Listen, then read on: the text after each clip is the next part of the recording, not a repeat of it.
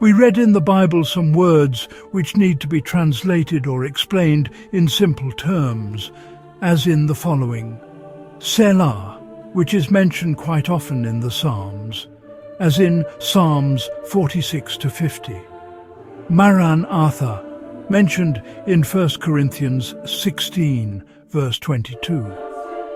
Anathema, mentioned in Galatians 1, verses 8 and 9, and 1 Corinthians 16, verse 22. Kedar, as in Psalm 120, verse 5, and Song of Solomon, chapter 1, verse 5. Please explain the meaning of these words so that we may understand them.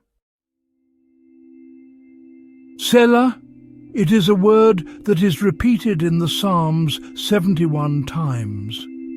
It means a musical stop to change the tune to another, for the Psalms were sung associated with music at the time of David, Asaph, and others. At a certain place of the song, a sign was given to stop, to give a chance to the musicians to adjust their musical instruments to a new tune. Maranatha, the word Mar, in Syrian and Aramaic, means master or lord. The word Arthur means come. The whole word means the Lord comes, or the Lord will come. It was an expression that Christians used to greet each other with during the Apostolic Age, comforting each other with the coming of the Lord. In other words, they say to each other, "Rejoice, the Lord is coming again." Sometimes they wrote it at the end of their letters, as St. Paul concluded his first epistle to the Corinthians. Anathema. It is a Greek word that means curse, and it also means the cutting off or the excommunication from the church.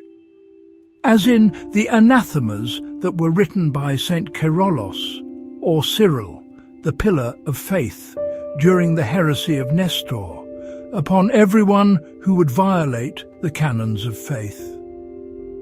St. Paul used it in his epistle to the Galatians to excommunicate by his ecclesiastical authority everyone who taught against the teaching of the apostles, even if it was an angel. He said, "But even if we, or an angel from heaven, preach any other gospel to you than what we have preached to you, let him be accursed or anathema."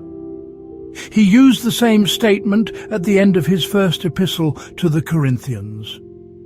This statement is, very well known in the church canons.